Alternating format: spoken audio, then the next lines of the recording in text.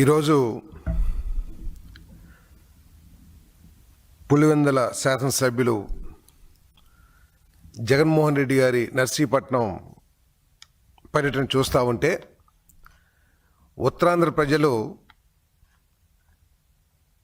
జగన్మోహన్ రెడ్డికి బాగా బుద్ధి చెప్పినట్లు ఆయన మాటల్లోనే చాలా స్పష్టంగా అర్థమవుతుందని చెప్పేసి నేను మనవి చేస్తా ఉన్నాను. అక్కడ ప్రజలు రాక యాత్ర పూర్తిగా ఫెయిల్ అయిన పరిస్థితుల్లో ఆయన మాటల ద్వారా ఆయనలోని ఫ్రస్ట్రేషన్ని బయటపెడుతూ ఎటువంటి సబ్జెక్టు లేకోకుండా ప్రజలకు మేలు చేసే ఆలోచనలు ఒక్కటి కూడా ఆయన మాటల్లో కనపడకుండా ఏదో పురాణం చెప్పినట్లు పెడబొబ్బలు పెడుతూ అరుపులు అరుస్తూ ఆయన ఉపన్యాసం అర్థమవుతుంది. ఆ ఉపన్యాసాన్ని వింటే ఆయనలో ఫ్రస్ట్రేషన్ ఏంటో కూడా అర్థమవుతుందని చెప్పేసి మనం చేస్తాను. నిజంగా ప్రజల నుంచి ఆయనకి ఈ విషయంలో ఏదైతే పీపీపీ మోడల్ మీద వైసీపీ నాయకత్వం కానీ వైసీపీ నాయకులు కానీ రోడ్లెమ్మటే పడి పొర్లు దండాలు పెడుతున్న దానికి ప్రజల నుంచి ఏదన్నా స్పందన కానీ సపోర్ట్ కానీ పీపీపీ మోడల్ మీద వ్యతిరేకత కానీ ఉంటే ఆయన ఆ విధంగా గవ్వకైకలు పెట్టాల్సిన అవసరం ఉందని చెప్పేసి నేను మనవి చేస్తాను. ఎక్కడ పెట్టారండి ఆయన ప్రెస్ మీటు? ఆయన ఏదో ఫోటోలు చూపిస్తూ ఉన్నారు. ఈ విధంగా ప్రతి ఫోటోని ఏది ఆర్కిటెక్ట్ కనుక బొమ్మ గీసిస్తే ఆ బొమ్మల్ని చూపిస్తూ ఉన్నాడు. నేను అడుగుతా ఉన్నాను జగన్మోహన్ రెడ్డి గారిని, జగన్మోహన్ రెడ్డి గారు మీకు కాలేజీలు శాంక్షన్ చేసిన తర్వాత ఎందుకు పూర్తి చేయలేకపోయారని చెప్పేసి నేను ప్రశ్నిస్తామన్నా. నేను మీరు ఏ మేరకు నిధులు ఖర్చు చేయగలిగారని చెప్పేసి కూడా నేను ప్రశ్నిస్తామన్నా. నేను మీరు ఏదైతే నర్సీపట్నం కాలేజీ అని చెప్పేసి గవ్వకేకలు పెట్టారో, లేకపోతే ఉత్తరాంధ్ర మీద లేని ప్రేమను ఏ విధంగా ఒలకపోసారో, ఆ ఉత్తరాంధ్రలోని కాలేజీలకి మీరు ఏమాత్రం ఖర్చు పెట్టారో ఒకసారి ఉత్తరాంధ్ర ప్రజలకి అక్కడే చెప్పి అక్కడి నుంచి కదలాలని చెప్పేసి కూడా నేను అడుగుతా ఉన్నాను. నేను కేవలం 10% నిధులు ఖర్చు పెట్టి ఏదో నేను పొడిచేశాను అని చెప్పేసి చెప్పటం హాస్యాస్పదంగా ఉందని చెప్పేసి కూడా నేను మనం చేస్తాను. ఉత్తరాంధ్ర ప్రజలు అంత అమాయకులు కాదు. వారి కళ్ళెదురుగుండా మీరు చేసిన అక్రమాలు ఏమిటో, మీరు చేసిన దోపిడీలు ఏమిటో చాలా స్పష్టంగా అర్థమైందని చెప్పేసి నేను మనం చేస్తా ఉన్నాను. నేను ఈరోజు పీపీపీ మోడల్ గురించి మీరు ఏదో గావకేకలు పెడతా ఉన్నారు.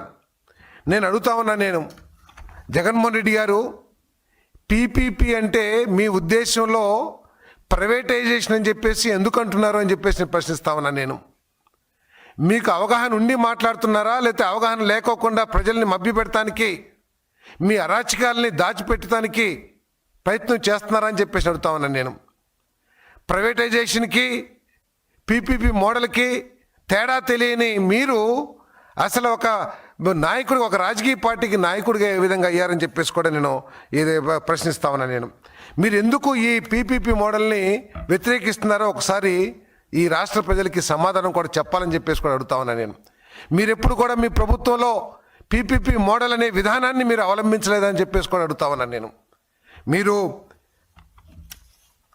గంగవరం పోర్టు కానివ్వండి, భోగాపురం ఎయిర్పోర్ట్ కానివ్వండి, మచిలీపట్నం పోర్టు కానివ్వండి, ఇవన్నీ కూడా మీ హయాంలో పీపీపీ మోడల్లో ఇచ్చిందే కదా అని చెప్పేసి అడుగుతా ఉన్నాను. నేను ఇవన్నీ పక్కన పెడితే హెల్త్ గురించి కూడా మాట్లాడుతూ ఉన్నారు. ఈరోజు పీపీపీ మోడల్ని వ్యతిరేకిస్తున్న మీరు 18 సెప్టెంబర్ 2020న విజయవాడ గవర్నమెంట్ హాస్పిటల్ని GGH Vijayawada consisting of OPD area, cath lab, cardiac ICU and cardiology wards and other common areas to Messrs Safe Nutrients Private Limited ఎందుకు అప్పచెప్పారు అని చెప్పేసి అడుగుతా ఉన్నా. నేను మీరే కదా ఈ పీపీపీ మోడల్లో ప్రైవేటైజేషన్కి, ప్రైవేట్ పార్టీకి విజయవాడ గవర్నమెంట్ హాస్పిటల్లో పూర్తిగా నిర్మాణం పూర్తయిపోయిన హాస్పిటల్ని మీరు ఈ సర్వీసెస్కి cardiac GGH Vijayawada consisting of OPD area, cath lab, cardiac ICU and cardiology wards and other common areas to Messrs safe nutrients private లిమిటెడ్కి మీరు చెప్పారా లేదా అని చెప్పేసి నేను ప్రశ్నిస్తా ఉన్నాను. నేను ఎందుకు ప్రజల్ని మభ్యపెడుతున్నారు? ఎందుకు ప్రజల్ని ఇంకా మోసం చేస్తారు? మీరు 5 సంవత్సరాలు మోసం చేస్తే ప్రజలు మీకు చెంపదెబ్బ ఏ విధంగా కొట్టారో కూడా అర్థం చేసుకోకుండా, బుద్ధి తెచ్చుకోకుండా ఇంకా ఎందుకు ప్రజల్ని మోసం చేస్తానికి ప్రయత్నం చేస్తున్నారో ఒకసారి సమాధానం చెప్పాలని చెప్పేసి నేను మనవి చేస్తా ఉన్నాను. పీపీ మోడల్లో ఏదైతే ఈరోజు కూటమి ప్రభుత్వం తీసుకుందో దాంట్లో లోపాలు ఏమిటో ఒకసారి చెప్పమని చెప్పేసి కూడా నేను ప్రశ్నిస్తా ఉన్నాను. మీరు ఏదైతే మీరు సెల్ఫ్ ఫైనాన్సింగ్ స్కీమ్ అని ఎందుకు తీసుకొచ్చారు అసలు? ఒకవేళ గవర్నమెంట్ కాలేజీలే కనుక ఇవన్నీ మీరు చెబుతున్నట్లు ఇవి గవర్నమెంట్ కాలేజీలే కనుక అయినట్లయితే దీంట్లో సెల్ఫ్ ఫైనాన్స్ స్కీమ్ అనే విధానాన్ని మీరు ఎందుకు తీసుకొచ్చారని చెప్పేసి అడుగుతా ఉన్నాను నేను.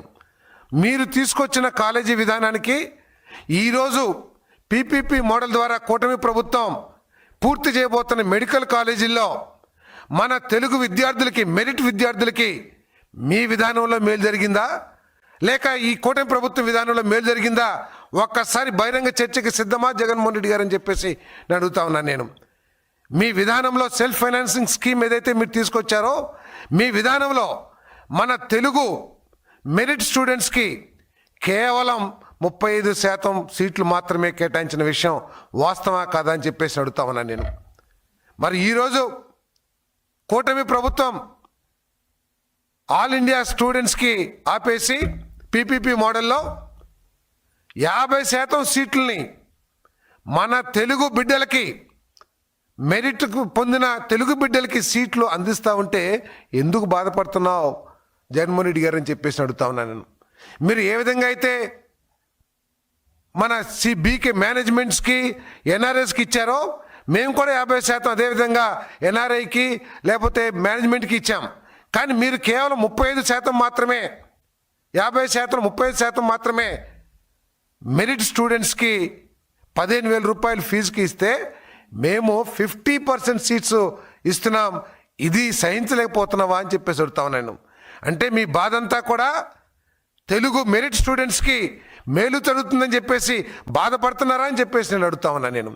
ఈరోజు మీరు చేసిన ఆర్థిక విధ్వంసం మూలంగా ఈ రాష్ట్రంలో ఈరోజు మీరు ఆఖరికి 20 సంవత్సరాల మద్యం మీద వచ్చే ఆదాయాన్ని కూడా తాకట్లు పెట్టి అప్పులు తీసుకుని ఈ రాష్ట్ర ఆర్థిక పరిస్థితిని చిన్నాభిన్నం చేసేస్తే బాధ్యత కలిగిన ఒక ప్రభుత్వంగా, ఎంతో అనుభవం కలిగిన ఒక ముఖ్యమంత్రి చంద్రబాబు నాయుడు గారు ఏ విధంగా అయినా సరే ఈ రాష్ట్రంలో స్టూడెంట్స్కి విద్యను అందించాలి అని చెప్పేసి ఒక విధానాన్ని తీసుకొచ్చి ప్రపంచవ్యాప్తంగా యాక్సెప్ట్ చేసిన విధానాన్ని పీపీపీ మోడల్ని తీసుకొచ్చి మీరిచ్చిన స్టూడెంట్స్ కంటే, మెరిట్ స్టూడెంట్స్ కంటే కూడా ఎక్కువ మంది స్టూడెంట్స్కి సీట్లు ఇచ్చి చేస్తుంటే ఎందుకు ఈ నానాయాగి చేస్తున్నావు జగన్మోహన్ రెడ్డి గారు? ఏ రాజకీయ లబ్ధి కోసం చేస్తున్నావు జగన్మోహన్ రెడ్డి గారు అని చెప్పేసి అడుగుతా ఉన్నాను.